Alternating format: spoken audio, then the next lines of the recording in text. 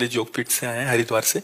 आप सभी विरक्त भाव से ही चल रहे हैं महाराज जी? आप सभी साधकों के लिए आपके मार्गदर्शन महाराज जी, इस मार्ग में चल पड़े हैं विरक्ति के, तो किन किन सावधानियों का ध्यान रखें, कैसे सबसे पहली बात, जैसे मकान की नींव मजबूत हो तो मकान बहुत अच्छा होता है, ऐसे ब्रह्मचर्य, चाहे स्त्री शरीर हो चाहे पुरुष शरीर हो, यदि वो निवृत्ति मार्ग में जाता है, प्रवृत्ति मार्ग गृहस्थ है, तो इस वस्त्र का प्रतीक है कि आप सब निवृत्ति मार्ग परायण हैं, मतलब गृहस्थ में अब नहीं जाना है। तो इसमें यह नियम ले लेना है कि शरीर भले छूट जाए, ब्रह्मचर्य नहीं टूटेगा। अगर ये नींव पक्की है तो फिर जो परमार्थ के ऊपर की वृत्तियां वो अपने आप आ जाएंगी। परमार्थ में रसेंद्रिय और जनेन्द्रिय, वैसे तो 10 इंद्रियों को काबू में किया जाता है, पर 10 में प्रधान है रसेंद्रिय और जनेन्द्रिय। इन दो ने पूरे विश्व को गुलाम बना रखा है। रसेंद्रिय और जनेन्द्रिय, ज्ञान की बातें चाहे जितना कोई करे, वैराग्य की बातें करे, लेकिन 2 इंद्रियां, अच्छा अच्छा खाने की जो प्रवृत्ति है और विषय भोगने की आकांक्षा, इस सब के चराचर हृदय में होती है। साधु भगवत मार्ग का पथिक इन्हीं इंद्रियों को काबू में करता है।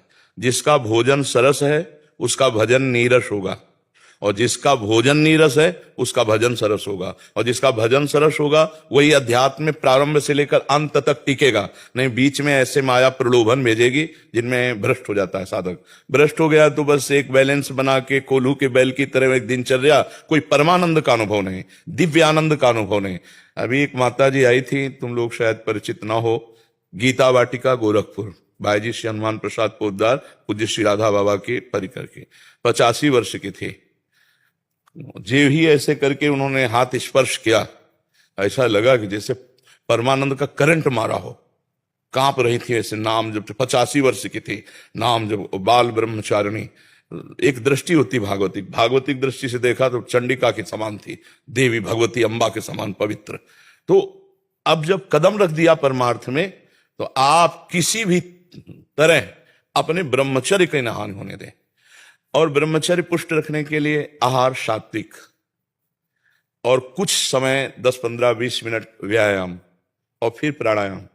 प्राण संयमन अत्यंत आवश्यक है, प्राणायाम का उधर तो ज्ञान करा ही दिया जाता है।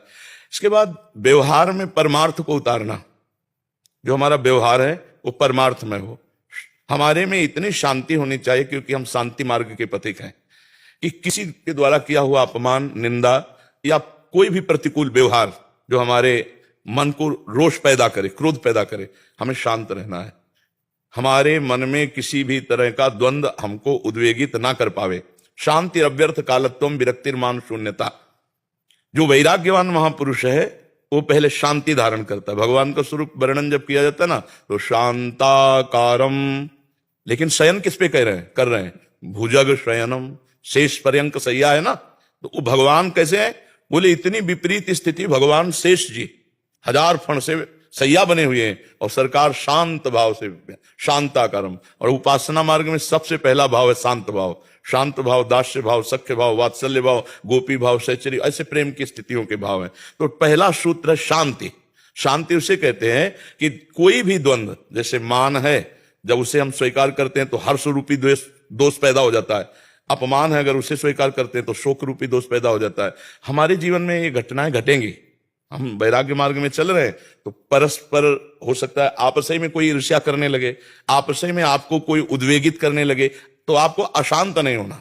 ये ध्यान रखना है, भगवत प्राप्ति करनी है तो हमारा जीवन किसी के दिखावे के लिए नहीं है, हमारा जीवन परमात्मा प्राप्ति के लिए है। तो शांति, कोई भी द्वंद्व हमें अशांत ना कर पाए। शांति अव्यर्थ कालत्वम, 1 मिनट भी भगवत चिंतन नहीं छूटना चाहिए।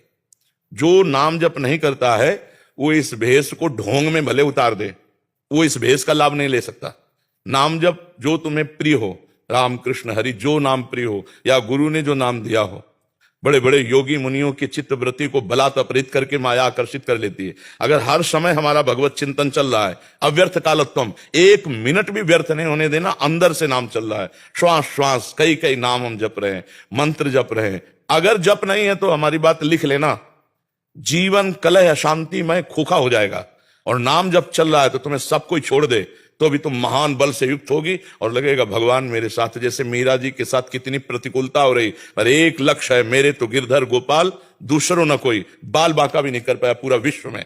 उनकी जयति जयति हुई, जय जय हुई। तो आप लोग नाम जप करते हैं, बराबर अभ्यास निरंतर चलता रहे, हमें बात करने का अवसर न मिले। जब बात करना लगे तो ऐसा लगे कि मानो हमको दंड दिया गया है, क्योंकि हमारा नाम छूट रहा है अंदर ही अंदर चित्तवृत्ति से प्रभु के नाम में, प्रभु के मंत्र में। और वो भी ऐसे जपे जैसे हम राधा जपते हैं तो सामने हमारे लिखा हुआ है राधा, मन से हम बार बार राधा राधा लिखते हैं और अंदर से पुकारते हैं राधा राधा, और अंदर के ही कानों से सुनते हैं राधा राधा, चाहे आंख बंद हो चाहे आंख खुली हो, हर समय नाम में। पकड़ लेना हमारी बात, जीवन धन्य हो जाएगा अगर वृंदावन आए हो। अपना चिंतन न छूटने पावे, तुम्हें कोई छोड़ सकता है। स्वार्थ की पूर्ति जहां नहीं होती, ध्यान रखना, वहां कोई तुम्हें प्यार नहीं करेगा।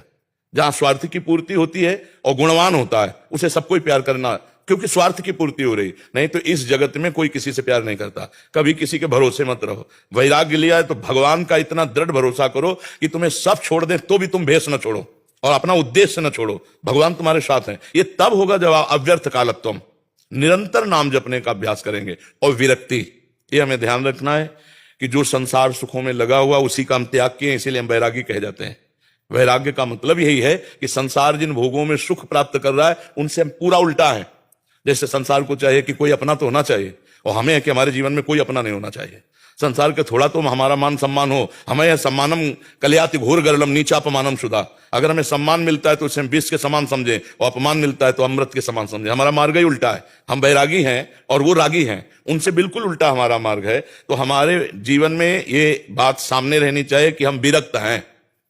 हमारा खान पान उठना बैठना ये विरक्त मार्ग के पथिकों वाला। इसीलिए महापुरुषों के चरित्र पढ़ने चाहिए।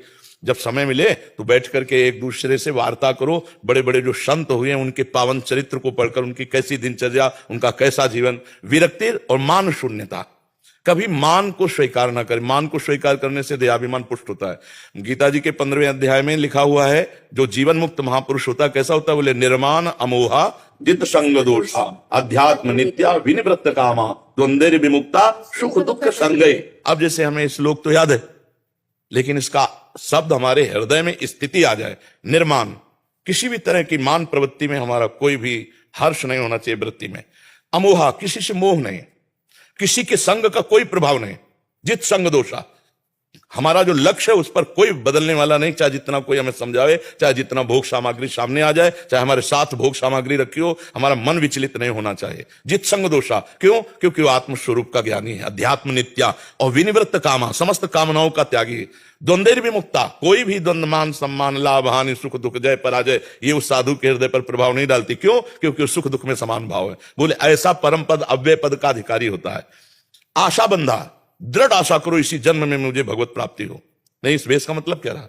इस वेश का तो मतलब है ब्रह्म साक्षात्कार, भगवत प्राप्ति। आशा बंधा, दृढ़ आशा रखो इसी जन्म में भगवान की प्राप्ति हो। समुत्कंठा नाम गाने सदा रची, उत्कंठा के साथ भगवान का यश गान करना, भगवान की लीला गुणों का गायन करना, भगवान की दिव्य दिव्य बातें एकांत में बैठ के चिंतन करना। ये बड़े बड़े परमहंस करते रहे अपने लोग, तो क्या है? अगर भगवान के चरित्र नहीं सुनते, भगवान का चिंतन नहीं करते, देखो सनकादि हर समय जपते रहते हरिशरणम हरिशरणम। अगर आप चिंतन नहीं करेंगे तो खाली हृदय मन शैतान है, कहीं ना कहीं वो आपको फंसा देगा। अंदर की वृत्ति किसी न किसी राग में या द्वेष में फंस जाएगी। विरक्तिर्मान शून्यता आशा बंधा समुत्कंठा नाम गाने सदा आसक्ति तद गुणाख्याने।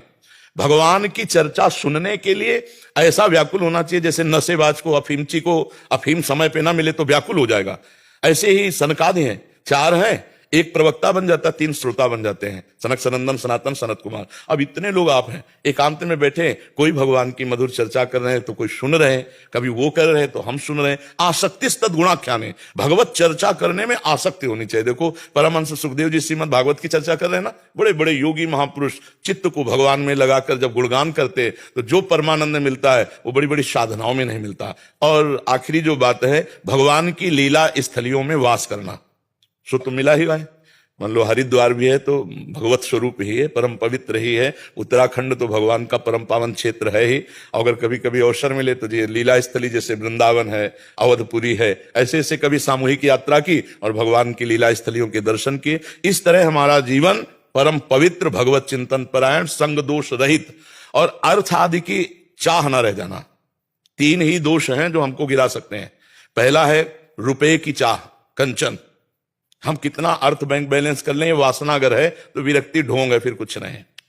दूसरा, शरीर सुख की आकांक्षा, जिसे कामनी कहते, कंचन कामनी और कीर्ति। तो जैसे स्त्री शरीर, तो उसके लिए पुरुष आकर्षण से बिल्कुल बचना चाहिए। सांसारिक सुख के लिए वैराग्य नहीं लेना चाहिए। वैराग्य का मतलब है कि जिसके हम आश्रित हैं तो फिर वो भी घोर वैरागी होना चाहिए और हमारा शोषण ना करे। अगर शोषण करे तो सिंहवत हो जाए। हमारी बात समझना, कहीं भी रहो सिंहवत रहो, सिंह की तरह रहो। भगवान और कानून दोनों हैं, दोनों हैं। समर्थ भगवान का आश्रय, और प्रगट में अगर कोई आवश्यकता पड़े तो कानून का आश्रय, लेकिन अपने जीवन को परम पवित्र रखना चाहिए। अपवित्र आचरण जीवन में न होने पावे, और खूब नाम जप करो और भगवान से प्रार्थना करो कि इसी जन्म में मिल जाओ या तत्वबोध हो जाए तो जीवन सार्थक हो जाओ। हमें बहुत खुशी है, जैसे आप लोग ऐसे सब नवीन अवस्था में, बहुत खुशी। पर पवित्रता, झुकना नहीं, टूटना नहीं। अकेले रहे हैं, टूटने का जब अवसर आया है तो हमें भागवती कृपा बल मिला है। सावधान, तुम्हारी जिंदगी का लक्ष्य क्या है, तब जाकर के जो बात समझ में भगवान की कृपा से। कोई तुम्हारा सहयोगी नहीं है, हरि गुरु ही हमारे सहयोगी हैं।